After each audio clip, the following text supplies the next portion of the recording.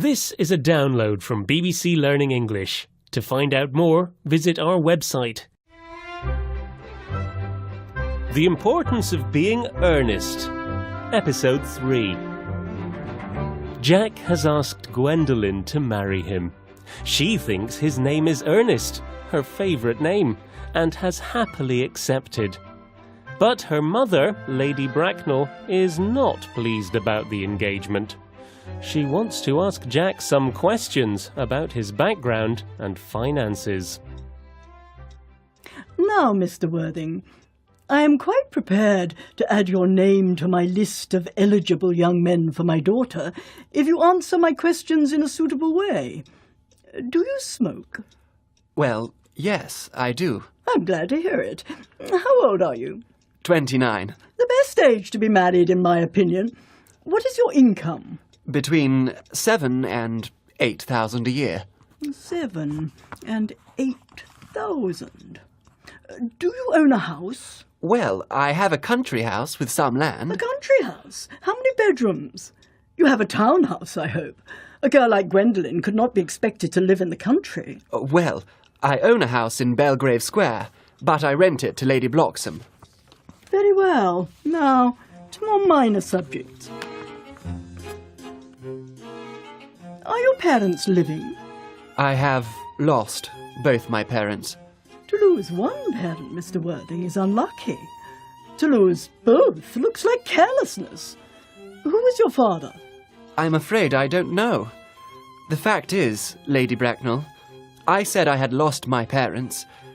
It would be more truthful to say that my parents lost me.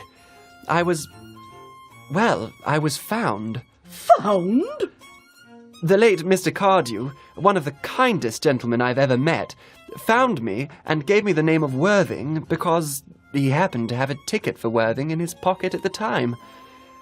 Worthing is in Sussex. It's the most delightful seaside resort. Where did this kind gentleman find you? In a handbag. A handbag? Yes, Lady Bracknell. I was in a handbag. A rather large, black handbag with handles to it. And where did Mr. Cardew come across this ordinary handbag? In the cloakroom at Victoria Station. It was given to him by mistake instead of his own. The cloakroom at Victoria Station? Yes. Mr. Worthing, I have to say I feel rather confused by what you have just told me. To start life in a bag, whether it had handles or not, shows a lack of respect for family life. As for the bag being found in a cloakroom at a railway station, that isn't the best way to begin a successful life in society today. May I ask you then what I should do? I would do anything to ensure Gwendolen's happiness. I would strongly advise you, Mr. Worthing, to acquire some relations as soon as possible, and to try to produce at least one parent. Well, I don't see how I can do that. I can produce the bag now. It's at home. That should be enough for you, surely, Lady Bracknell. Mr. Worthing, you could hardly imagine that I and Lord Bracknell would allow our only daughter to marry into a cloakroom and form an alliance with a parcel. Goodbye, Mr. Worthing. Goodbye.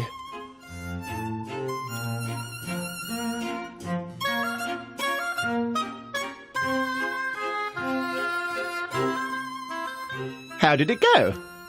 Oh, it didn't go well, old boy. Did Gwendolen refuse you? Oh, as far as Gwendolen is concerned, we are engaged. Her mother, though, is perfectly unbearable. She's a monster. I beg your pardon, Algy.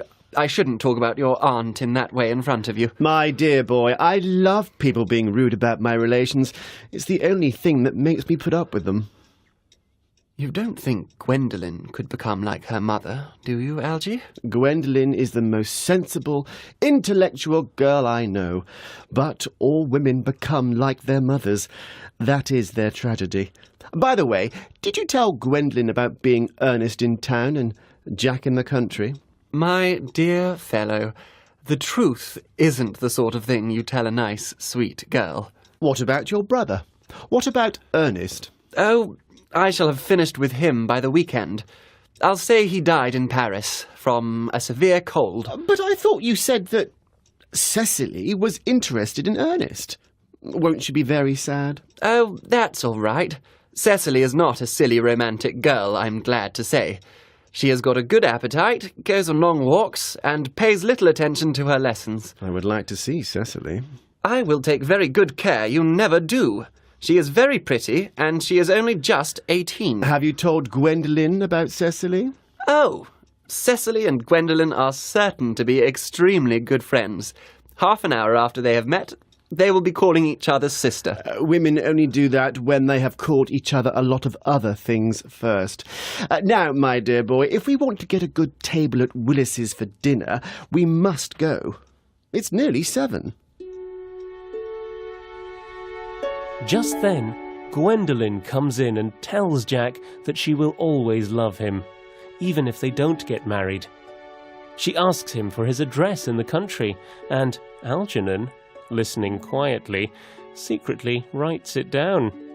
Jack takes Gwendolen to her carriage, and Algernon is left on his own, with a smile on his face. You called, sir? Tomorrow, Lane. I'm going Bunburying. Yes, sir. I'm going to Hertfordshire. I shall probably not be back until Monday. You can prepare all my Bunbury clothes. Yes, sir. I hope tomorrow will be a fine day, Lane. It never is, sir. Lane, you are a perfect pessimist. I do my best to give satisfaction, sir.